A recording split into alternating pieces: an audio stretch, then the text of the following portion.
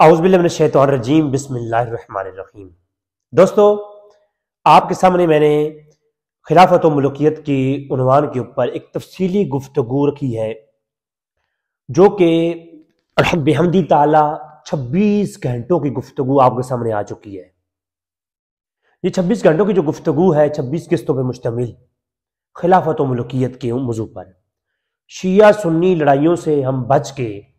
کتابوں میں کیا ہے، اور وہ بھی شیعہ معتبر کے مصادر اور اہل سنت کے ٹاپ کے مصادر، بلکہ اہل سنت کو تو ہم نے ڈسکس نہیں کیا کیونکہ زیادہ اختلاف جو شیعہ بھائیوں کے ساتھ اہل سنت کا ہے یا اہل سنت کے ساتھ شیعہ بھائیوں کا ہے اس کو ہم نے تفصیلی ڈسکس کیا ہے، اور خلافت اور امامت کے موضوع پر بڑی تفصیلی اور بڑی ہی الحمدللہ دلائل پر مبنی ہم گفتگو کر چکے ہیں۔ یہ سلسلہ جاری ہے اور نہیں معلوم کہ کہاں تک یہ جائے گا۔ آج 27ویں ایپیسوڈ کے ساتھ میں آپ کی خدمت میں حاضر ہوں۔ پچھلی ایپیسوڈ میں ہم نے بتایا تھا کہ من کنت مولا ہو فعلی مولا، اس حدیث کا اصل مفہوم کیا ہے۔ شیعہ اور سنی مصادر کو ہم نے ڈسکس کیا تھا اور بڑی ہی تفصیل سے ہم نے اس حدیث کو سمجھنے کی کوشش کی ہے۔ آج چند ایک اس موضوع پر کئی روایات ہیں اس موضوع کی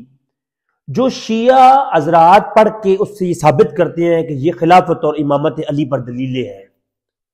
ہم نے ان تمام مصادر کو ٹچ کیا اور اس پر خصوصاً من کنت مولا ہو فعلی و مولا والی روایت کے اوپر ہم نے بڑی ہی تفصیلی 40 منٹ کی کلپ اپلوڈ کیا ہے۔ علی مولا کے معنی پر مبنی کیا ہے اور حدیث کا حقیقی مفہوم کیا ہے، اور پھر اگر کوئی اور مفہوم لینا چاہے تو اس کے لیے ہم نے راستہ چھوڑا ہے تاکہ ہمارے جو ہے اس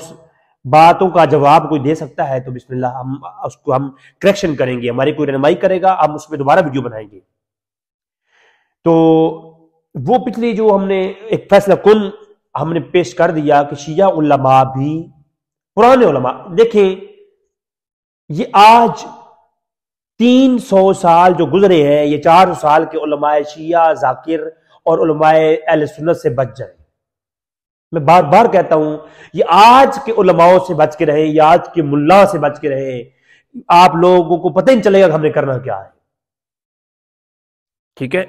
اگر علماء گمراہ ہو سکتے ہیں یہ بات ذہن میں رکھیے۔ ایک عالم یہ عموم خصوص بالبج نہیں ہے کہ ایک عالم ہے تو وہ حق پر ہی ہوگا۔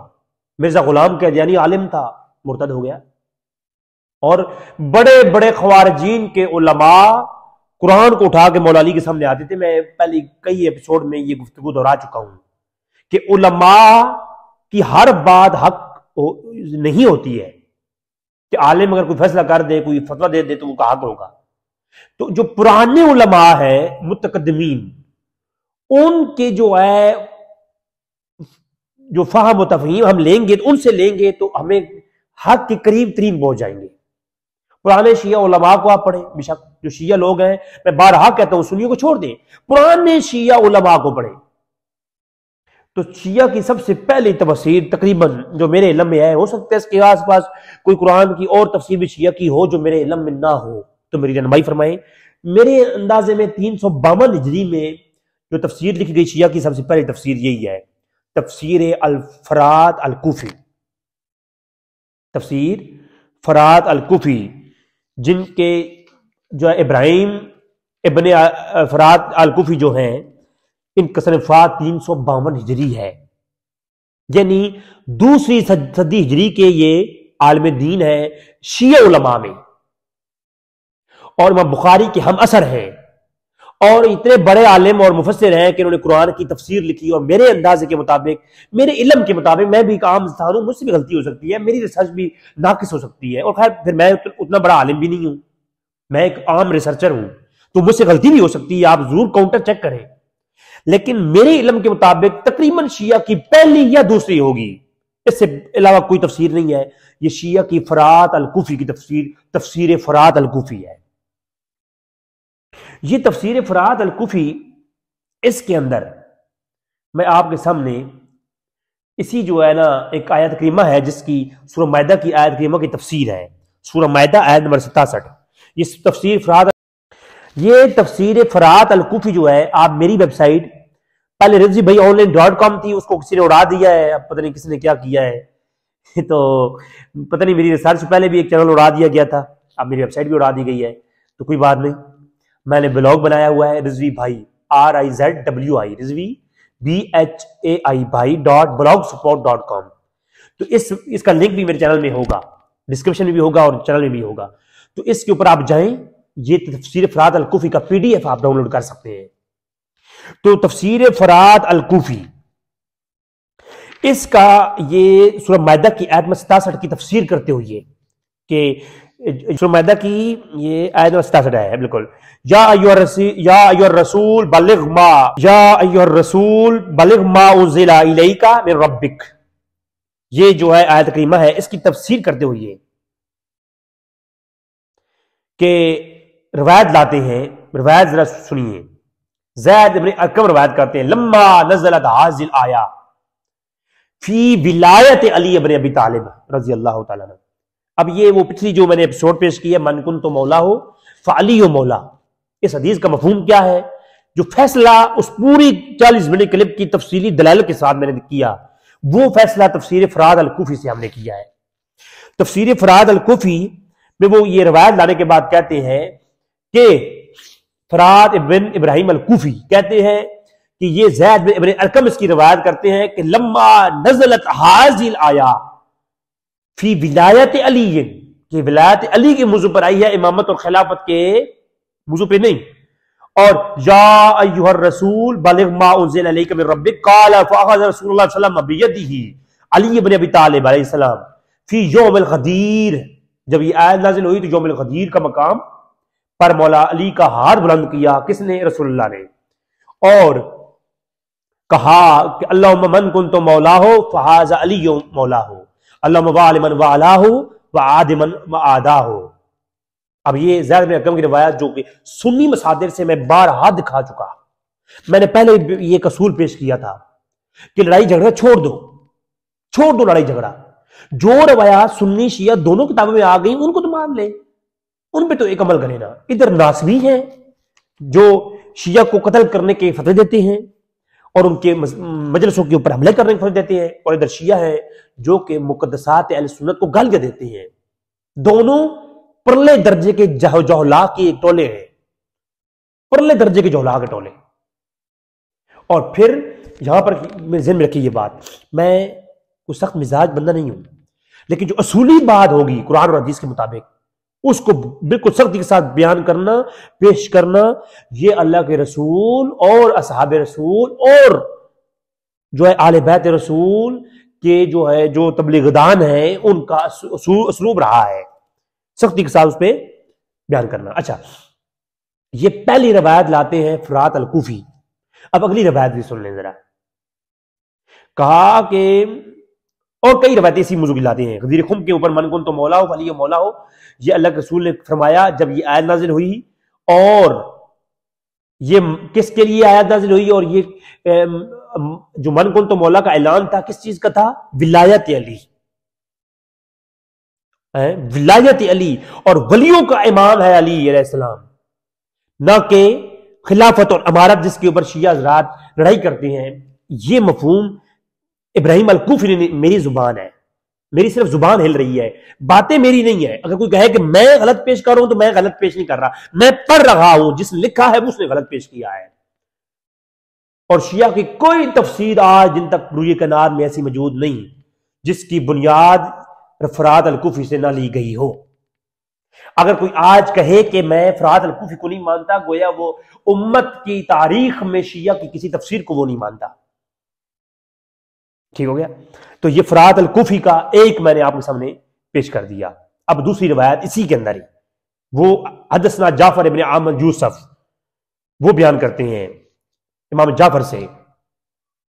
کہ امام جعفر جب یہ آیت پڑھی اور پھر کہا، امام جعفر نے اب اسی فرات الکوفی کی اگلے پیج کے اوپر، فرات الکوفی بہت روایتیں من کنت والا لائی ہیں اور اس میں یہ ثابت کیا ہے کہ یہ ولایت علی کا اعلان تھا۔ ٹھیک ہے،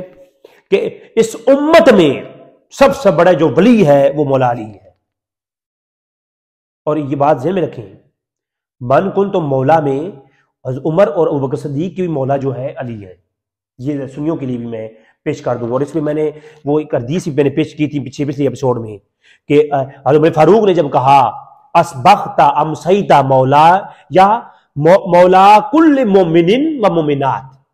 کہ اے علی آج تو میرا بھی مولا ہے اور سارے مومنین اور مومنات کا تو مولا ہے، تو ولی ہے. جو علی کو ولی نہیں مانے گا وہ ہاں جی. اب یہاں ابو بکر عمر کا بھی ولی کون ہے؟ مولا علی ہے.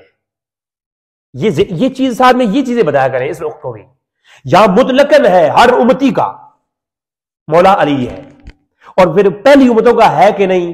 اس میں بھی انشاءاللہ گفتگو آنے والی ہے، کیونکہ یہ پھر جو ہے نا اس کے اوپر ایک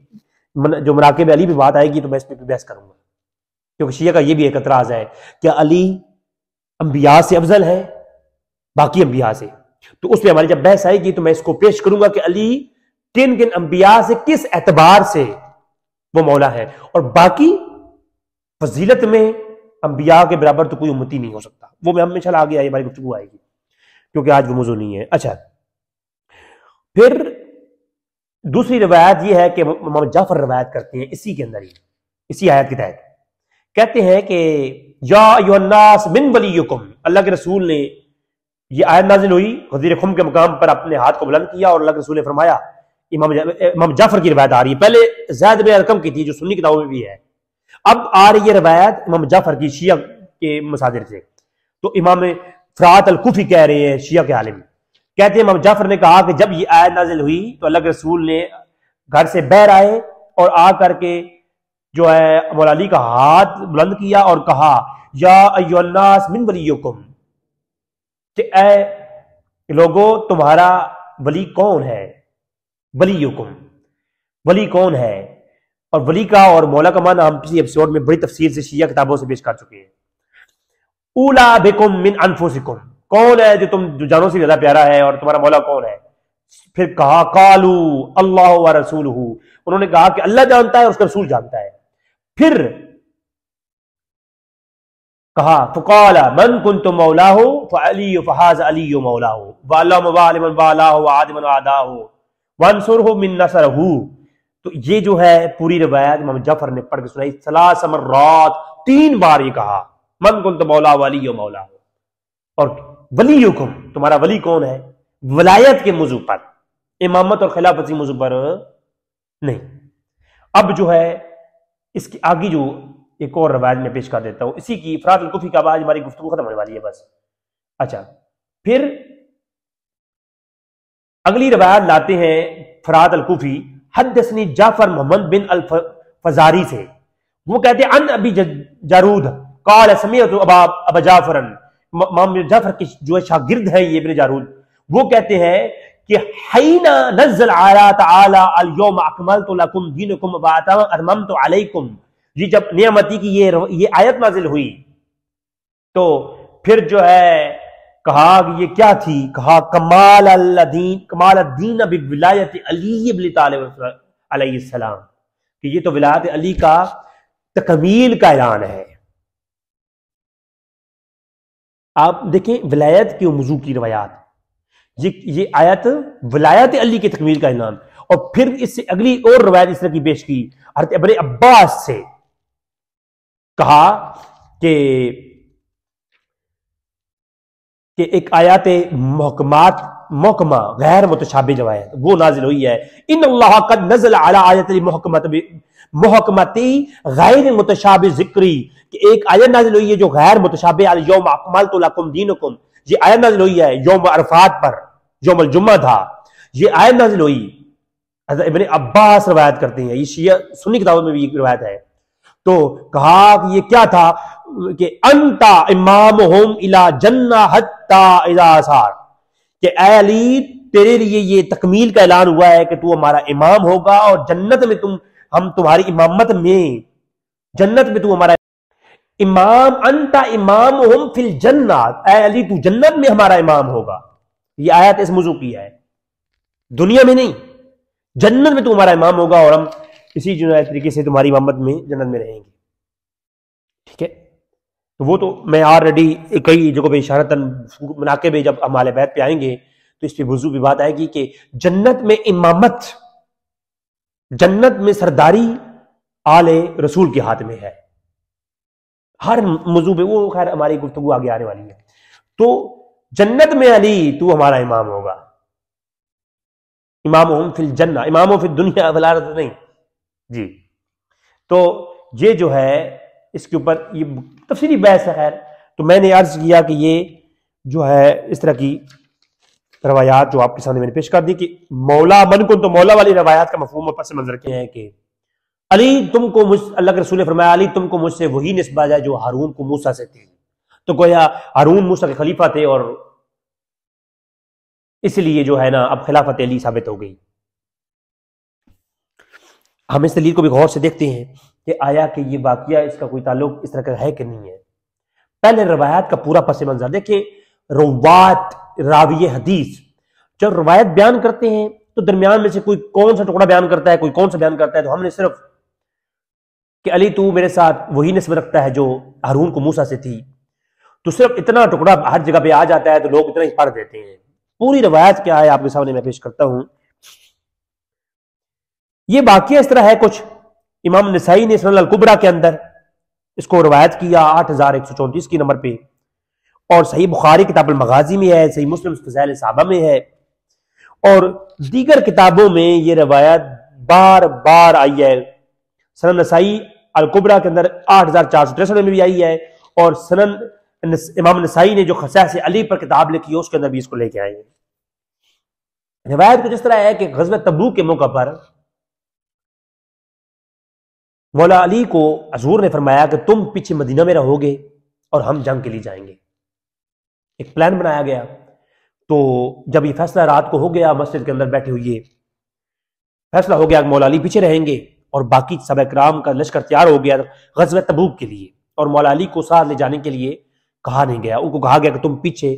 عورتوں اور بچوں کا خیال کرو گی مدینہ کے اندر۔ اب اس کے کئی ایک اور ہیں فائدے بھی ہیں کہ مولا علی گھر کے بندے ہیں تو گھر کی عورتوں کا خیال گھر کا بندہ رکھتا ہے، بیر کا تو کھڑا نہیں کر سکتے۔ بہرحال وہ ایک اللہ کے رسول نے جو ڈیسائیڈ فرمایا وہ حکم دے دیا۔ جب رات کو مولا علی کے پاس کچھ لوگ آئے، انہوں نے کہا کہ علی اللہ کے رسول، منافق تھے بہت زیادہ وہاں پر، کہ اے علی رسول اللہ نے تجھے ساتھ لے جانا پسند نہیں فرمایا، اس لیے تجھے ساتھ لے کے گئے نہیں ہے، یعنی تمہیں ساتھ لے کے جانا پسند نہیں کیا اللہ کے رسول نے، شاید اس لیے تجھے چھوڑ کے جا رہے ہیں۔ لوگوں نے باتیں کرنا شروع کر دی مولا علی پر کہ تمہیں جنگ میں لے کے نہیں جایا جا رہا، تمہیں پیچھے چھوڑا جا رہا ہے، جبکہ باقی جو ہے وہ لوگوں کو لے کے جایا گیا ہے۔ خیر مولا علی نے یہ بات سنی تو اللہ کے رسول کی برگاہ میں حاضر ہوئی، یا رسول اللہ لوگ مجھے، اور ایک روایت میں ہے کہ لشکر نکل چکا تھا تو مولا علی پیچھے سے گئے اور جا گا ایک مقام پہ لشکر کے اندر جا کے کہا کہ یا رسول اللہ آپ لوگ جا رہے ہیں اور مجھے لوگ یہ کہہ رہے ہیں۔ تو پھر اللہ کے رسول نے فرمایا کہ اے علی تجھے پیچھے چھوڑا ہے اس لیے کہ تمہاری میرے ساتھ وہی نسبت ہے جو ہارون کو موسیٰ سے تھی۔ اب یہ حدیث پوری حدیث ہے جو آپ نے سنی ہے۔ اب حدیث سننے کے بعد اب اس کو غور سے سنیں آپ۔ اب اس یہ جو ٹکڑا ہے آخر ٹکڑا کہ تمہیں مجھ سے وہی نسبت ہے جو ہارون موسیٰ سے ہے، تو وہ ہارون کی موسیٰ سے نسبت تھی کیا؟ پہلی بات تو یہ ہے کہ مولا علی کو ساتھ لے کے جانا، گھر چھوڑنے کا مقصد پہلا تو یہ تھا کہ بھائی گھر کی عورتیں ہیں، بچے ہیں، تو ایک محرم اور غیر محرم میں فرق ہوتا ہے، تو گھر کی ازواج کے لیے مولا علی سے بہتر کوئی آپشن نہیں ہے گھر چھوڑنے کے لیے۔ پھر منافق تھے وہاں پر، جو ہے گھر میں کچھ بندہ چھوڑے بغیر جانا ایک خطرے سے خالی نہیں ہے، ہر طرف کفار سازش کر رہے تھے، یہ بات جانتے ہیں سب لوگ۔ تو مولا علی کو کہا کہ تم پیچھے ٹھہرو، تو اس کے ایک ریزن یہ بھی تھی، اور دوسری کہ ہارون اور موسیٰ کا واقعہ کیا ہے۔ ہارون جو ہے خلیفہ موسیٰ کے خلیفہ تھے ہی نہیں۔ ہارون جو ہے نا وہ موسیٰ کے کوئی جو خلافت ہوتی ہے نا، خلافت دائمی، ایسا کوئی خلیفہ نہیں تھے،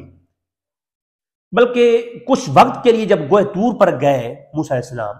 تو پیچھے سے ہارون کو ذمہ داری سونپی، جس کو خلافت وقتی بھی کہتے ہیں اور وقتی طور پر ذمہ داری بھی ہوتے ہیں، جیسے کوئی آپ ایک مینیجر کہیں چلا جاتا ہے تو پیچھے اسسٹنٹ کو چھوڑ کے جاتا ہے، وقتی طور پر جب واپس آتا ہے تو پھر اس کی وہ بحال ہو جاتا ہے۔ تو جب موسیٰ علیہ السلام واپس آئے تو ہارون کے اوپر شکایت کی کہ ہارون تم نے کیا کیا ہے کہ امت جو ہے شرک میں مبتلا ہو چکی ہے، تم کیا کرتے رہے ہو، تم نے تو میری خلافت کا حق ادا نہیں کیا، تو برطرف کر دیا۔ بات سمجھا رہی ہے نا؟ بلکہ اعتراض کیا اور پھر آ کر کے دوبارہ اپنے منصب پر فیض ہو گئے۔ پہلی بات تو یہ ہے۔ دوسری بات کہ ہارون علیہ السلام نے موسیٰ کی زندگی میں وفات پا گئے تھے، تو موسیٰ کے بعد کی خلافت ہارون تھی نہیں، تو یہ اس سے آج کی جو شیعہ سنی کا فساد ہے، اس کی خلافت کو ثابت کرنا، نبی کے بعد خلافت کو ثابت کرنا، یہ تو اس سے ثابت نہیں ہوتا۔ میں دیکھیں ٹیکنیکلی بات کر رہا ہوں، اس میں کوئی جھگڑے والی بات نہیں کر رہا، میں ٹیکنیکلی بات کر رہا ہوں۔ مجھے یہ بتائے نا کہ وہ جو روایت پیش کی جا رہی ہے، وہ روایت ہمارے موضوع کے اوپر دلیل ہے کہ نہیں؟ آپ ٹیکنیکل انالیسس کریں گے تو معلوم ہوگا کہ ہارون کی موسیٰ سے نسبت کیا تھی۔ ایک نائب کی وقتی طور پر خلیفہ بنے، جب موسیٰ آئے تو ہارون ختم ہو گئے۔ پھر قرآن نے بھی اور کسی نے بھی ہارون کو موسیٰ کا خلیفہ نہیں کہا، نمبر ایک۔ نمبر دو، وقتی طور پہ تھے، جب آئے تو حیات موسیٰ کے اندر ہی ہارون وفات پا گئے، تو پھر تو وہ خلافت بعد الوفات تو ثابت نہیں ہوتی۔ پھر اگلی بات وہ ہے، وہ یہ ہے جس طرح مولا علی کو کہا گیا، جس طرح ہارون کو کہا گیا کہ اے موسیٰ، میرے موسیٰ نے کہا کہ میرے بعد ہارون تم ذمہ دار ہو امت کے، تم نے ان کا خیال کرنا ہے، اور پھر ہارون اس پہ پورا بھی نہیں ہوتا، یہ بھی یاد رکھیں، اس میں کئی چیزوں میں کمی رہ گئی، اور پھر وہ آگے شکایت بھی کی موسیٰ نے ہارون سے۔ میں اگر وہ پڑھوں گا ساری آیات تو بہت ٹائم لگ جائے گا۔ تو جو ہے وہ خلافت وقتی طور پر ایک سربراہ بنا کے جانا، وہ ظاہری حیات کے اندر تھوڑے وقت کے لیے تھا، اور اسی طریقے سے اگر آپ اسی روایت کو اور اسی روایت کو اگر آپ لے لیں، موسیٰ ہارون والی روایت کو اگر آپ لیں تو واقعی موسیٰ کے ساتھ تشبیہ دیں تو معلوم ہو جاتا ہے کہ اللہ کے رسول نے بالکل صحیح فرمایا کہ اے علی، میں جا رہا ہوں جنگ پر، جب تک ہم واپس نہیں آتے تب تک تو میری ازواج اور بچوں کا خلیفہ تو ہی ہے، تو ذمہ دار ہے، تو نائب ہے میرا، میرے گھر والوں کی ذمہ داری تمہارے سپرد ہے علی۔ توجہ ہے کہ اے علی، میرے گھر والوں کی ذمہ داری تمہارے سپرد ہے، ثواب تجھے جہاد کا ہی ملے گا، تم جہاد میں ہی ہو کیونکہ رسول اللہ کے گھر کی حفاظت کر رہے ہو۔ توجہ ہے؟ تو جس طرح وقتی طور پر موسیٰ کے خلیفہ ہارون ایک وقت کے لیے ان کی امت کی دیکھ بھال کے لیے بنائے گئے، مولا علی بھی وقتی طور پر اس وقت بنائے گئے تھے۔ اگر ایسا ہے تو اللہ کے رسول کے لوٹنے کے بعد علی ہی امام ہوتے نا۔ اللہ کے رسول جب واپس آئے تو امام کون تھے؟ رسول اللہ خود تھے۔ تو اگر وقتی طور پر خلیفہ بنائے گئے تھے مولا علی، تو رسول اللہ کے لوٹنے کے بعد پھر منسوخ ہو گیا، کیونکہ رسول اللہ جب واپس آ گئے تو وہ وقتی طور پر کا حکم ختم ہو گیا۔ تو جو ہے یہ میں اینالیسس کر رہا ہوں اسی روایت کے، میں تو دیکھیں روایت کے اوپر کوشچن اٹھا رہا ہوں نا۔ اگر موسیٰ والا واقعہ دیکھا جائے تو مولا علی وقتی طور پر ازواج مطہرات کے دیکھ بھال کے لیے چھوڑے گئے، اور پھر اللہ کے رسول نے فرمایا جو موسیٰ کے لیے ہارون نے کیا تھا تو میرے لیے وہ کرے گا، کیا۔ اس سے بڑھ کر خلافت اور امامت کا موضوع اس سے نکالنا، وہ کوئی ایک دلیل مجھے نہیں ملی اس میں سے، کدھر سے نکالی ہے آپ لوگوں نے؟ اور مزے کی بات، کسی معتبر شیعہ نے بھی اس کے اوپر یہ نہیں کہا، پرانے علماء، آج کے نہیں، 300-400 سالوں میں مجھے کچھ نہ دکھانا خدا کے لیے، یہ 2-3-4 سالوں سے مجھے کچھ نہ دکھانا میرے بھائی۔ تو اس طرح کیونکہ پھر یہ باتیں لمبی ہو جاتی ہیں، آج میں کتابیں لکھ دوں، کل مجھے بھی کہیں گے امام گزرا ہے، یہ کوئی طریقہ کار نہیں ہے بھائی، یہ کوئی طریقہ کار نہیں ہے، ٹھیک ہے۔ تو اس لیے بچوں کی اور ازواج مطہرات کی رکھوالی کے لیے جیسے ہارون موسیٰ کے لیے رک رہے گئے تھے، مولا علی اسی نسبت کے ساتھ رہے ہیں۔ یہ روایت کا سمپل سادہ سا مفہوم ہے، جس کو ہم نے کھینچ تان کے بعد از وفات رسول خلافت اور منصب اور امامت کے اوپر دلیل بنا لیا۔ میں اس پہ بحث کر چکا ہوں، خلافت جیسے ملی ہے قرآن کے مطابق ملی ہے، جس چیز کو ملی ہے قرآن کے عین مطابق ملی ہے، میں پوری 26 گھنٹوں کی گفتگو میں کہہ چکا آپ کو۔ لیکن اگر کسی ایک چیز نہیں ہے تو کوئی کل جو ہے وہ شان جو نبی کی شان نہیں، وہ شان جو اللہ کی شان نہیں، اگر اس کو بھی کوئی کسی دلیل سے غلط اخذ کرے گا تو وہ گمراہ ہے۔ دیکھیں عیسیٰ علیہ السلام کو اللہ کی تخلیق کے اوپر آج عیسائی کہتے ہیں کہ وہ اللہ کا بیٹا ہے، تو اب ایک واقعہ صحیح ہے، اس سے مفہوم غلط اخذ کیا، واقعہ صحیح مفہوم غلط اخذ کیا، گمراہ ہو گئے۔ اسی طریقے سے روایات اور واقعات صحیح ہیں، ان سے ہم نے دور کے غلط واقعات کے مفہوم نکال کے ہم لوگوں نے جناب یہ حال کر دیا ہے کہ ہم نے امت میں تفرقے بڑھا دیے، دوریاں۔ آج ایک پڑوسی دوسرے پڑوسی، جو ایک شیعہ ایک سنی ہے، آپس میں بات نہیں کرتے، کافر کہتے ہیں۔ کیوں؟ ان ملا کی وجہ سے، ملائیت کی وجہ سے، یہ ذاکریت کی وجہ سے، خدا کی عزت کی قسم ہے۔ ان ذاکروں کے اپنے تم لوگ حالات، اگر جو لوگ ان کے ساتھ رہتے ہیں ان سے قسمیں اور قرآن اٹھواؤ، یہ نمازیں نہیں پڑھتے ہیں، یہ صدقات کرنے دیتے ہیں، یہ اللہ کی راہ میں خرچ کرنا کرتے ہیں، کیا یہ حقوق اللہ اور بات پورے کرتے ہیں؟ سب سے بڑے عیاش میں جانتا ہوں، ایسے کئی خطیبوں کو اور ایسے کئی ذاکروں کو میں ذاتی جانتا ہوں، میں اٹھتا بیٹھتا ہوں، مجھے پتا ہے کہ وہ کتنے عیاش ہیں، کتنے بدماش ہیں وہ، اور سٹیجوں پر عوام کو گمراہ کرنے کے لیے وہ شیطان کے ایسے چیلے ہیں یہ لوگ جو امتوں کو لڑوا رہے ہیں۔ جب تک شیعہ سنی فساد نہیں بڑھے گا، پڑوسی سے لڑے گا نہیں، تو ان کو خطابوں کے لیے بلائے گا کون؟ جب کوئی مخالف کو جواب مجھے آتا نہیں ہوگا تو میں اپنے جو ذاکر فسادی بڑا ہے، جواب زئی گھڑ گھڑ دیتا ہے، اپنے سٹیج پر گرمی کا ماحول پیدا کرتا ہے، میں اسی کو بلاؤں گا۔ میں کہوں گا اچھا تم میرے پڑوسی ہو، تمہیں جواب دینے کے لیے اب میں آصف الوی کو بلاؤں گا، ہے جی، میں فلاں ذاکر کو بلاؤں گا، میں شہنشاہ نقوی کو بلاؤں گا، اب آؤ سامنے ذرا، ہے جی۔ ادھر جناب جواب دینے کے لیے میں کہوں گا جی میں فاروقی کو بلاؤں گا، میں فلانے کو بلاؤں گا، کیونکہ میں نے شیعہ کو جواب دینا ہے۔ خود کچھ نہیں پڑھنا، خود کتابوں کو ہاتھ نہیں لگانا کہ چلو کوئی بات پڑھ کے چیک کریں کہ حق کیا ہے اور باطل کیا ہے، بس لڑانا ضرور ہے ایک دوسرے سے۔ میں جناب مولانا آصف جلالی صاحب کو بلا لوں گا جی، کیونکہ میں نے اپنے پڑوسی کو جواب دینا ہے کھڑکا کے، تو اسی لیے ان کی روٹی روزی چلتی ہے۔ اگر ہم ایسا نہیں کریں گے تو ہم جناب والا، ہماری جو علماء ہیں یہ ایسا نہ کریں، ان کی روٹی روزی بند ہو جائے گی۔ جواد نقوی کو کوئی نہیں بلاتا ہے، اتنا کو بلاتا ہے، تنو قادری کو کوئی نہیں بلاتا، کیوں؟ کیونکہ یہ فساد کو کم کرنے کے وہ کام کرتے ہیں، یہ وہ ویلا کرنے والا کام نہیں کرتے، لڑائی جھگڑنے والا کام نہیں کرتے۔ جبکہ ایک 2 ٹکے کا آدمی جس کو گھر میں 2 سی بار بیوی کھانا نہیں دیتی، اس کو بھی خطیب 4 لاکھ دیتے ہیں، آؤ جی خطاب کرو، اور وہ کہتے ہیں سر میرے پاس ٹائم نہیں ہے، آپ میں ٹائم بتاؤں گا، اس ٹائم کے ساتھ آپ نے ڈیٹ فکس کرنی ہے۔ یہ دیکھ لیں آپ،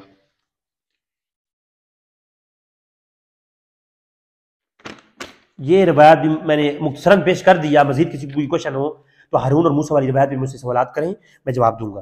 ایک اور روایت بھی ہے، اب آخری روایت کافی ہے یہ والی، فی الحال یہ پیش کرتے ہیں کہ جب عمرہ جیرانہ کرنے کے بعد رسول اللہ صلی اللہ علیہ وسلم واپس آئے تو اس کے بعد ابوبکر صدیق کو امیر بنا کر کے حج کے لیے بھیجا۔ ایک قافلہ گیا مسلمانوں کا حج کے لیے، تو امیر بنا کے ابوبکر صدیق کو بھیجا گیا۔ سنن دارمی کے اندر روایت کا نمبر ہے 1915، سنن نسائی الکبریٰ کے اندر بھی ہے 8100 کے اوپر، اور امام بہقی الکبریٰ کے اندر بھی لائے ہیں 9220 کے نمبر پر، اور خصائص علی ابن طالب کے اندر امام نسائی بھی لے کے آئے ہیں کہ ابوبکر صدیق کو جب حج کا امیر بنا کے بھیجا گیا تو پیچھے جو ہے صلح حدیبیہ کو کفار نے توڑ دیا، وہ سازش کر رہے تھے، تو قرآن نازل ہوا سورۃ توبہ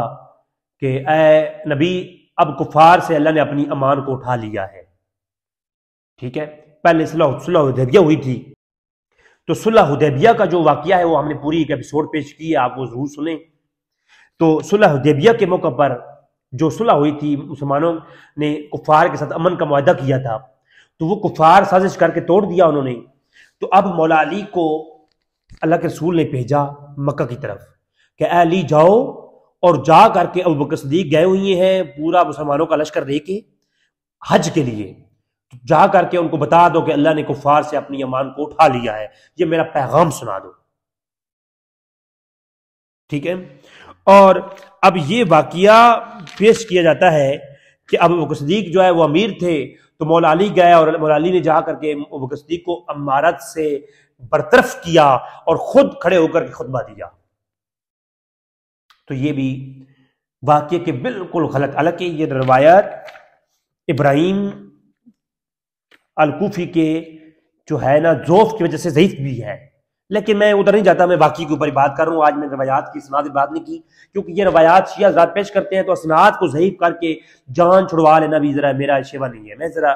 بات کی ڈیپ تک جاتا ہوں۔ تو ابو بکر صدیق جب حج کا امیر بنا کے بھیجا گیا تو مولا علی کو روانہ کیا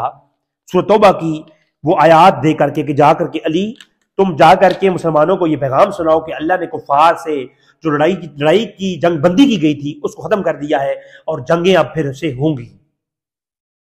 تو عمرہ جیرانہ کے بعد کا واقعہ یہ، تو مولا علی جب امیر بنا کے بھیجا گیا تو وہاں پر گئے اور جا کر کے ابو بکر صدیق کو یہ واقعہ سنایا۔ تو واقعہ کل اس طرح سے ہے، کوئی برطرف نہیں کیا گیا۔ مولا علی نے کہا کہ یہ معاملہ ہو گیا ہے، تو کہا کہ ٹھیک ہے۔ پھر جب حج کا خطبہ دیا گیا تو مولا علی کھڑے ہوئے، پہلے خطبہ دیا ابو بکر نے، اس کے بعد جب وہ بیٹھے تو پھر مولا علی کھڑے ہوئے اور انہوں نے اپنا پیغام سنایا، سورۃ توبہ کی آیات جو نازل ہوئی ہیں۔ جب وہ سنا چکے پھر دوبارہ ایک اور مقام پر جب حج کے لیے حاجی جمع تھے، ابو بکر صدیق نے دیا خطبہ دے کے ابو بکر صدیق بیٹھے، پھر کہا کہ مولا علی کھڑے ہو جائیں، دوبارہ پھر سنائیں ذرا، پھر انہوں نے اپنا خط پڑھ کے سنایا۔ مولا علی نے رسول کا پیغام، حضور نے جو پیغام دیا، مولا علی وہ پیغام بر بن کر گئے، وہاں سے پیغام لے کر کے پہنچانے والا بن کے گئے، نہ کہ خلیفہ بن کے گئے ہیں۔ اور خلیفہ بن کے جاتے تو کہتے ابو بکر خطبہ میں دوں گا، نمازیں میں پڑھاؤں گا، آپ پیچھے ہو جائیں، اللہ کے رسول کا یہ حکم ہے۔ خطبہ ہی ابو بکر صدیق دیتے رہے، نمازیں پڑھاتے رہے، امیر وہی رہے، حتیٰ کہ واپس آنے تک ابو بکر صدیق کی امارت قائم تھی، میں ثابت کر سکتا ہوں یہ۔ اور پھر عرفات کے مقام پر پھر خطبہ ہوا، اس خطبے کے دوران بھی ابو بکر صدیق نے خود کہا کہ علی کھڑے ہو جائیں، پھر پڑھ کے سنائے وہ پیغام، خطبے کے بعد پڑھ کے پیغام سنایا اور پھر روانہ ہوئی اور مدینہ لوٹ کر آئے۔ تو یہ جو واقعہ ہے، یہ بھی کہا جاتا ہے کہ ابو بکر صدیق کو جو ہے نا برطرف کیا گیا تھا وغیرہ وغیرہ۔ تو یہ بھی ساری مطلب ہے کہ حقیقت سے دور کی باتیں ہیں، اللہ تعالیٰ ہمیں سمجھنے کی توفیق عطا فرمائے، اور یہ جو کوئی لڑائی جھگڑے والی باتیں نہیں ہوتی، ان کو ڈیپلی سمجھنے کی ضرورت ہے۔ لہٰذا یہ جو اس طرح کے عقیدے ہیں ان کو ختم کر کے آپ پہلے میں نے پیش کیا، پہلے بھی کئی شیعہ لوگ ہیں جو خلافت ابو بکر کو مانتے ہیں، عمر کو مانتے ہیں، عثمان کو مانتے ہیں اور علی کو مانتے ہیں، حالانکہ عثمان اور علی کی خلافت میں شدید اختلاف ہے، لیکن اس ترتیب خلافت کے اندر تھوڑی بہت اختلاف شیعہ کا ہے، مگر کسی کی توہین نہیں کرتے۔ ابو بکر صدیق کو رضی اللہ لکھا کتابوں میں شیعہ علماء نے، مگر توہین نہیں کی۔ آج جو ٹرینڈ ہے وہ گالیاں دینے کا ہے۔ اما عائشہ کو امت میں اختلاف کس کا کس سے نہیں ہے؟ اختلاف تو میں نے پیش کیا نا کہ آل بیت کے 12 امام ایک دوسرے کو قتل کرتے رہے، قتل۔ امام جعفر کو جو ہے نا امام زین العابدین کے بیٹوں نے جو ہے نا ڈالا جیل میں، میں نے سارے اصول کافی دکھائی نا میں نے، تو مطلب ایک قتل کرتے رہے آل بیت ایک دوسرے کو، 12 امام ایک دوسرے سے لڑتے رہے ہیں، ان کی اولادیں لڑتی رہی ہیں، تو جھگڑے کہاں نہیں ہوئے؟ اب جھگڑوں سے مقصد کسی کا کفر یا کسی بھی لعن طعن نہیں ہے۔ اگر یہ ہے تو کل کو ناسبی اٹھ کر کے آل بیت، صحابہ کتنے ہیں؟ صحابہ کے تو آپس میں کوئی 10 صحابہ گنیں گے آپ، جھگڑے والے آپس میں بڑے بڑے صحابہ، جبکہ یہ 12 امام پوری کی پوری لڑائی کرتے آئے ہیں، تو سارے امام اہل بیت جو ہے وہ ان کے اوپر بھی لوگ لعن طعن کرنا شروع کر دیں گے، کہیں گے اگر ابو بکر و عمر نے آپس میں اختلاف کیا تو امام جعفر نے امام صادق نے آپس میں اختلاف کیا۔ یہ لوگ اللہ تعالیٰ ہمیں ہدایت نصیب فرمائے، آمین۔